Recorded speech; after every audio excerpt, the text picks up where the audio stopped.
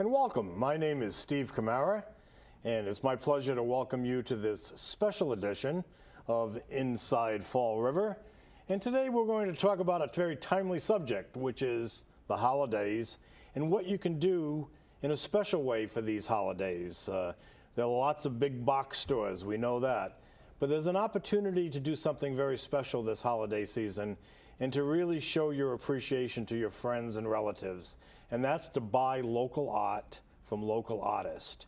And today we have several local artists who represent three exciting venues in Fall River, some of which are very old. They've been around for many years, and some of which are relatively new. And we'll be hearing about all of those.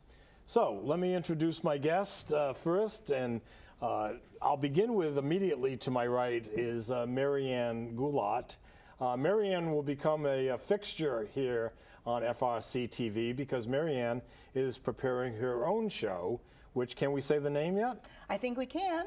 It is Out and About, and we're going to go out and about to various places in Fall River, and Maryann will be telling us more about that.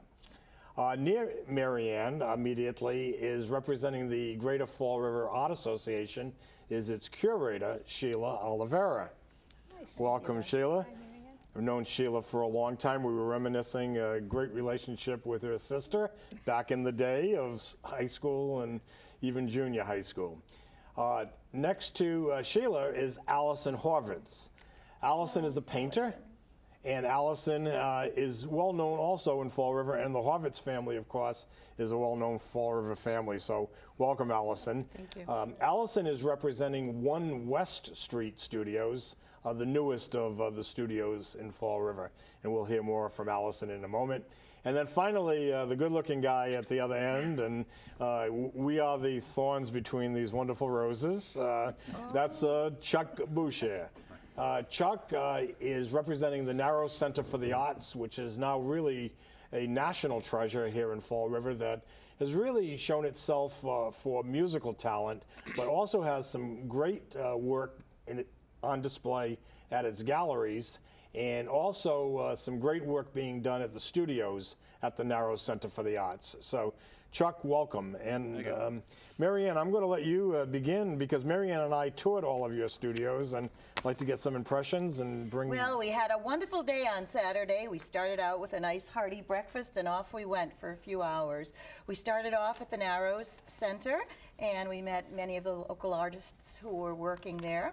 And I actually bought some beautiful things, so I was very excited about that. So could you tell us a little bit about your venue, Chuck, some of the artists who are there working, what is available for sales, what your hours are and such? Well, I think it's kind of a unique place because it's really known for the performing arts that go on around there, and a lot of people look at the artists that are in there as a secondary part of what's going on, but it's really not. It really helps. They interact with one another very well, and the music inspires the artists, and the actually, even before the shows, a lot of the times the musicians come into the artist studios, and we get to meet those guys. And it was, I don't know, it was kind of a special moment for me a few months ago when Carl Palmer came into my studio, who was kind of a childhood hero with Emerson, Lake and Palmer.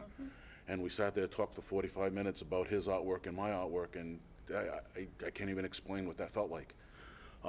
So being in that space does a lot for the people who were there, both the visitors who come into our studios before the shows and for the artists who are there. And we work with each other and we inspire each other in ways that I didn't expect when I went in there. We have some people who work in mixed media with watercolor and acrylics and different things. And then there's Rhonda who does weaving, and she's working on a grant right now where she's weaving in quotes from people who have family members who worked in the mills. And in an honor to the people who used to work in the mills, she's creating a giant weaving that'll hang up on the wall with everybody's quotes in memory of the people who worked before them. It's kind of unique, and again, she was inspired on that by working in the mill. We visited three in particular. Unfortunately, Rhonda's work wasn't available to us, but we did visit Tony Hendricks, who again is a well-known Fall River man. We visited your work, and we also visited the sisters. So if you could tell us a little bit about those three folks, because we have actually some of their work which we'll show on the screen. Yeah, Tony's stuff is really interesting because he paints a lot of local scenes where people really recognize what he's doing. And he's been doing it forever. I met Tony probably 30 years ago when I was working at Riverside Art, and I've been watching him develop as an artist, and he really loves what he's doing, and he's really, really motivated. He gets into that place and he really works hard at what he's doing, and he recreates, like I said, a lot of really nice local scenes that people. And your work? My work is really varied. I try to do a lot of things that are very, very contemporary, very boldly colored. Not necessarily fit for everyone's home, but when it fits, boy, does it, you know? Your studio was so exciting. I walked in there and I was just mesmerized by all the colors and all the images that you had, and I especially liked your use of chubby little women. So that was a good thing. It was a wonderful experience. I try to keep everything based naturally, you know, as exaggerated as the color are, as exaggerated as the forms might be. I try to make sure that there's a certain amount of naturalism that's going on to the posing that's going on, and the things that inspire me when I get going. And a lot of people, when they come in, they think about my studio as just being a very, very happy place. It is. I get that a lot. A lot of people, I walk in here and all of a sudden I'm just really happy. And I get a lot of repeat people before the shows who come in and just hang out. Let me just, as the taskmaster, we're halfway through our program, so I want to be sure we just briefly talk about the sisters and their skeleton closet. Oh, their stuff, I mean, it's really like it's inspired from Charles Addams and that whole genre where you take the macabre and put your tongue in your cheek and let's just dive in. And at first when you walk in, you might think, oh, wait a minute, this is a little creepy, but then when you really pay attention, it's hilarious. I mean, they really know what they're doing. They really have their fingers on the pulse of that genre. And that's Darlene Joyce and Cindy Lou? Yeah. Whose last name I'm going to let you say. I can't get the names either. I'm just as bad. Well, Darlene and Cindy Lou, let's call them that. And speaking of fingers, having your fingers in there, they had a pen that was actually a finger, you know, and it was almost There were a like few you didn't fingers wanna laying around the touch it studio, because it was a skulls laying finger. around the studio. Oh, yeah. It's cool. Let's go to One Studio, 1 West Street, Yes. and hear a bit about what's there. 1 West is at the bottom of the intersection of 1 West and Weaver Street in the north end of the city. And we have a few artists on the 3rd floor. That would be important to know that we're on the 3rd floor. Without an elevator. We have an elevator that is now functioning. It was broken, but it is now working. Good. And we have Tim Belt, originally from Kansas. Tim taught in the South County, North Kingston school system for many years. And he's a painter. He's on the 3rd floor. We have Chris Paris, who does gorgeous contemporary pottery, who shares a studio with his mom, Biz Beautiful Paris. and very busy there. Very busy. We have some of his work being shown right now that shows how he creates the beautiful Oh, it's very and very interesting. reasonably priced. Very reasonably priced, yes, yes. And I'm there also, and I do very large contemporary paintings. Occasionally we have Stephanie Stroud, who does mixed media landscapes, and Drew Furtado does posters that depict iconic images of Fall River. Excellent. And Drew's also part of our FRC TV staff. Oh, that's right, that's Yes. right. That's right. Allison, tell a little bit more about your work, because your work is very exciting and it is very large, and it needs to be in a place that appreciates large works of art. But because I have quite a bit of film on your work, I'd just like you to Thank you. explore a little bit about what inspires you. Oh, okay. Well, for many years I used oils, and I painted very realistically. After a while, it felt like I needed to make a change. So I changed mediums, I changed to acrylic paint, which gave me a lot more freedom to experiment with what paint can actually do. And it was in that experimenting with what paint can actually do that I decided to let go of the image. And my work is really an emotional response to something that's going on inside me, expressed with paint. And a wonderful experience. Beautiful use of colors, and I don't know the name of the very, very large one as you walked in the door with, it almost looked like a quilt to me. It was stunning. You know, Thank you. Thank Is there you. a name for that piece in particular? Well, yes, there is. That piece is called Days because each grid is reminiscent of a day in a year. Oh, So it's my. called Days.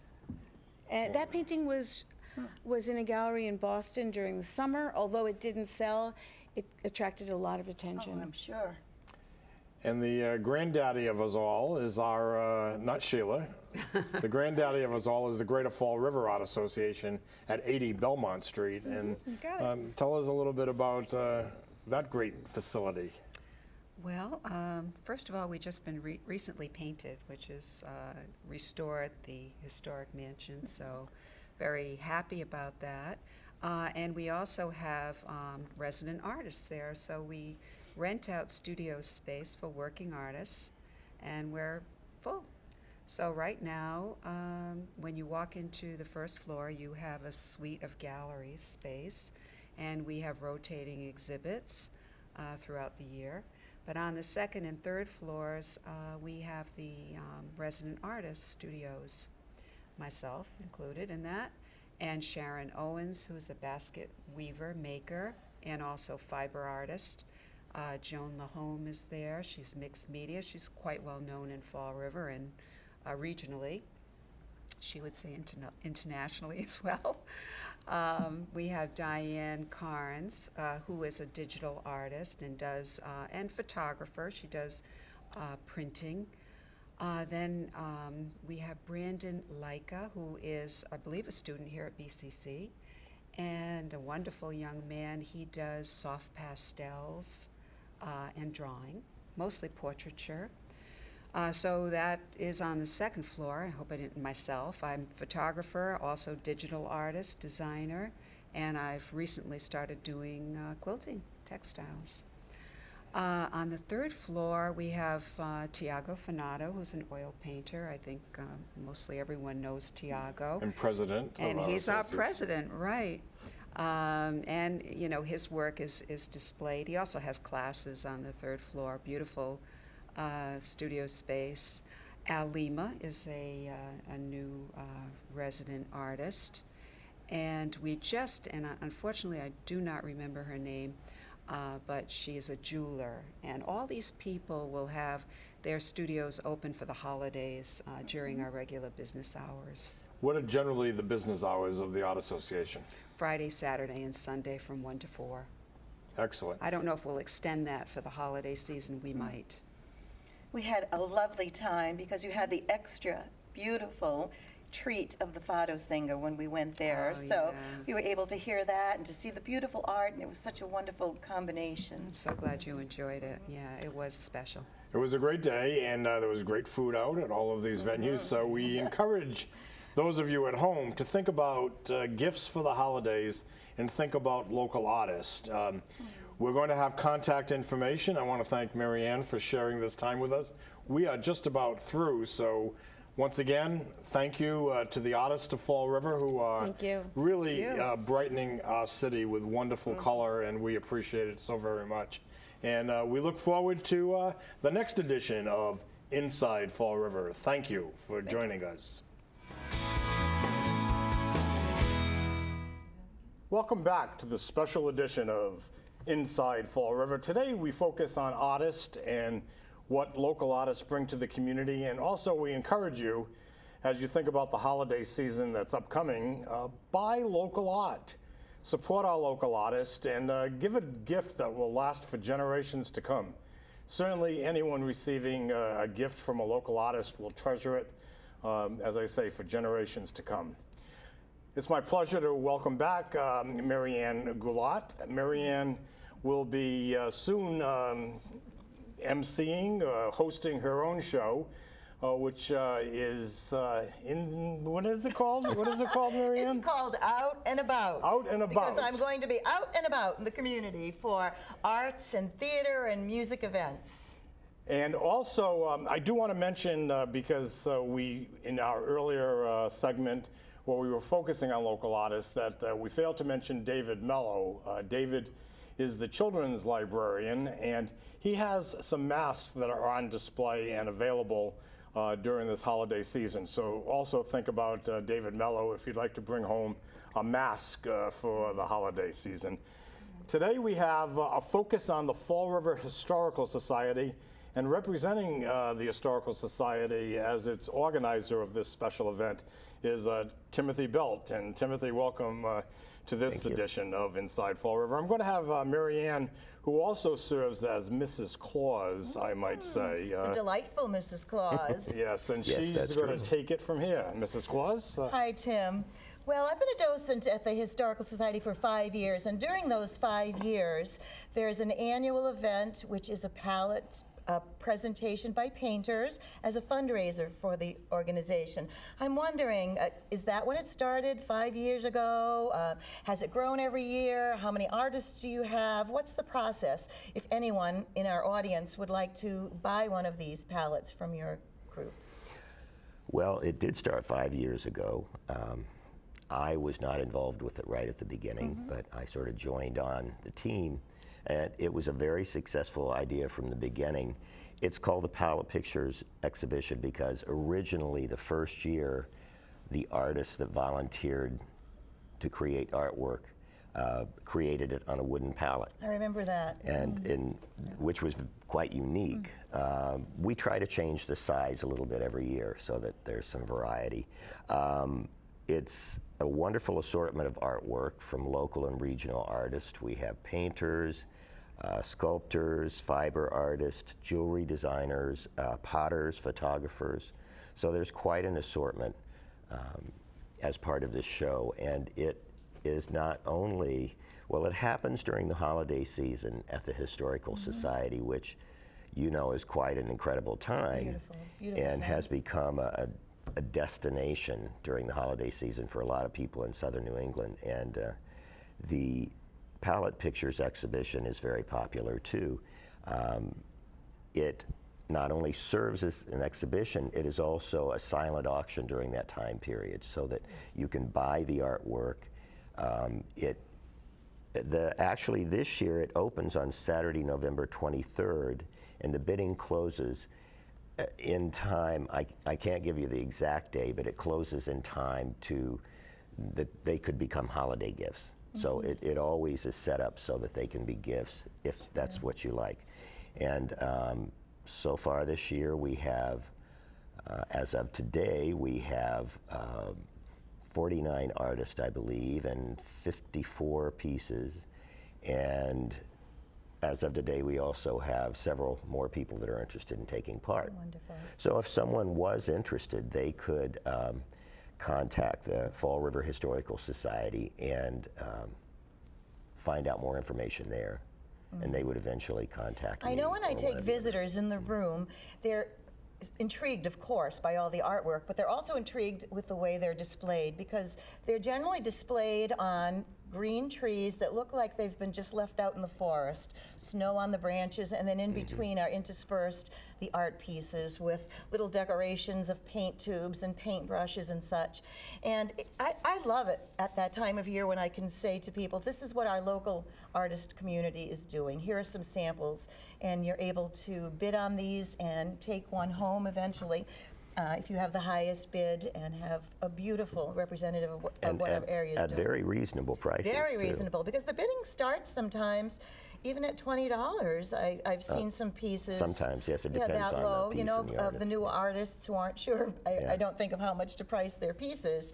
And what was exciting for me last year too was attending the artists' reception in the beginning, and to see everybody together and to hear them talk about their pieces a little bit, what their idea or inspiration was for their piece. I just love it. Of course, the Historical Society at that time is magical anyway, but this Yes, is just one more piece that adds to it. Has it been a profitable fundraiser? It has, and last year we made almost $6,400. I was going to say thousand. We didn't make that much. That would be a good thing. But we made almost $6,400, and from the generosity of these artists, because all of the artists donate their work Yes. 100% to the society, and it's a valuable fundraiser for the society. It's one of their larger fundraisers, and as a nonprofit, you know, they work very hard to come up with the money to continue to maintain the city's history in a enduring and beautiful style.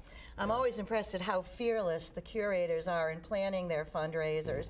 I remember last year they began tossing around the idea of having a Sights and Sounds outdoor festival, and they were just, giving their ideas. We can have this and that and this and all these wonderful ideas. I said, you mean for next year? They said, oh, no, in December. They're just fearless. They go right ahead and do things. And I know last month we had the Witches and Warlocks trolley ride where we sent out all these dressed up people out to different venues, and they just came up with that and ran with it. So they come up with all these wonderful ideas, and I'm sure that everybody enjoyed this past summer, the serenades. Oh, they were wonderful, the summertime series, and hopefully that will happen again next summer. And the fundraising part, of course, was the food and different things that was sold there. But it's just a wonderful place to be. I know we have some things coming up there too, and actually, I'm hoping that my first show on my own will focus What's the name of that program again? The name of the program, let's see, it's called Out and About. I'm hoping that that show will focus on the Historical Society because so many wonderful things happen there in the month of December. As I said, it's a magical place. I haven't asked the curators yet, but hopefully they'll find some time to let me get out there or them come here and talk about some more things coming up. Now, do you contribute to the yourself as an artist to I do. the pallets? I know when I went into Chuck's studio this week, it was interesting because he had his donations out, and he told me that he doesn't generally work in such a small format, so he puts them together and creates It's a challenge. one piece, and then gives them as 2 donations. So I found that intriguing. And in fact, we have some of Tim's work because naturally you and I toured his studio. So let's talk a little bit, and we can show the audience a little bit about the kind of work that's available, and particularly show some of your work, which, by the way, is available at 1 West Street. And you might want to talk a little bit about 1 West Street since we're showing your work. Well, I moved into 1 West a little over a year ago, and I know that in the first segment they talked about other people that were also in 1 West. It's one of my favorite places in the whole world, and but I tend to, my work goes through periods. It's more representational sometimes, and then it becomes a little more spiritual as of recently, and lately I've been moving into a little more abstract representation. So it moves around like any artist. It changes with time. And I work with acrylics for the most part, watercolor sometimes, a lot of drawing. I teach drawing a lot, and that's, I do a lot of drawing in my work. And tell us, because now are you from Fall River originally? No, I was from a little town in southeastern Kansas. Southeastern originally, Kansas? yes. Name? What's the name And of there it? was a hurricane and it blew you Coffeyville. here? Or how did you manage to be? Did you say Coffeyville? Coffeyville, Kansas, yes. Coffeyville, Kansas. It sounds And idyllic. it's quite a long story that I'm sure we're not going to have the time to go through, but I ended up here, and I have been in Massachusetts for, oh gosh, for the most part, I've been in Massachusetts for about 43 years. And from your perspective, because those watching this program are predominantly from Fall River, certainly you can also go onto our website at frmedia.org to see this wherever you are. But what do you think about the art scene as it's evolving in Fall River? Is it something that you've seen change in the years that you've been here, and where do you think it's going? Well, there are quite a few artists in Fall River, and I hope that it's, over the years it seems to have become community-oriented, a little more, joining of the artists, getting together in different ways, and I hope to see that continue because there are a lot of artists in this area. And Open Studio that you did some filming at was a collaboration. Good, we had that going on all at the same time, and going that direction, so that people get to know their local artist more. West, not only the history, as you're walking up the stairs Border and you City, see yes. Border City Mills, I think it says. Yes, I'm not sure. 1880. What is it? 1880. And you get the, the whole sense of history of how many workers went up those stairs before you did. We didn't intend to take the stairs, but of course Saturday the elevator would take the stairs. We huffed and puffed our way up. But you get a whole sense of history there. And then the fact that it's a working studio, to me, to see everybody doing their thing. The studio is David? Is his name David? No, Chris and Biz Paris. Chris Paris. Yes. And his mom. And his mom. I mean, yes. he getting so messy Oh, and yeah. doing his thing, and it was really fascinating to hear, folks. But Well, that's but it was that's what just- happens when one's coming. And you could tell that there was a good sense of community among the artists there. It was There a good is. feeling to Yes. be there and to see you all work. They're all busy in our own studios, just sort of crossing paths now and then. We were on the same wavelength, so it's a wonderful atmosphere. And if we may get back to the Fall River Historical Society, now if there's anyone that doesn't know where the Historical Society is, it's right at the corner of Rock Street and Maple. Very accessible building, very beautiful building, truly one of Fall's architectural treasures in a neighborhood that is full of architectural treasures. Is accessible at no cost. Free admission. If you've never gone to the Fall River Historical Society, make it a point this holiday season to go and to bring the children. How many trees? Does anyone know Oh how my many goodness, trees there's a tree there in just about every room. I think there are at least 30. There are five major trees. And then a whole lot of other small, and the whole place is just literally thousands of Christmas lights, and it really should be And on I your know must-see that list. they're doing something for the very first time in their decorating this year. I won't say what, but it's a first. And I understand on something on December I won't 14th either. is exciting as well. Oh, on the 14th, sure. We have our Mrs. Claus tea parties, and we've done that for the last 5 years. One year did get snowed out. We have 3 seatings. And that's in the adjacent It's building. in the beautiful Easton Tea store. room is lovely. And Mrs. Claus, and I'll give you a hint, Claus actually sings songs with the children, tells stories, parlor games. We have a scavenger hunt over at the museum. They have an elegant high tea with a little plates And and this is everything. how we will wrap our show today Oh, that's with this wonderful. vision of sugar plums in your head. Please come. And an opportunity Please to come, buy don't miss local it. art from local artists. Maryann, thank you. Tim, thank you. And You're welcome. happy Thank you. holidays to all, and buy local art from local artists. See you soon.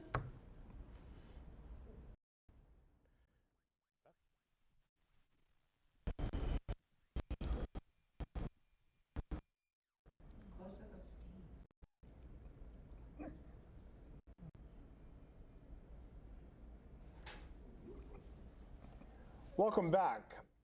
This special edition of Inside Fall River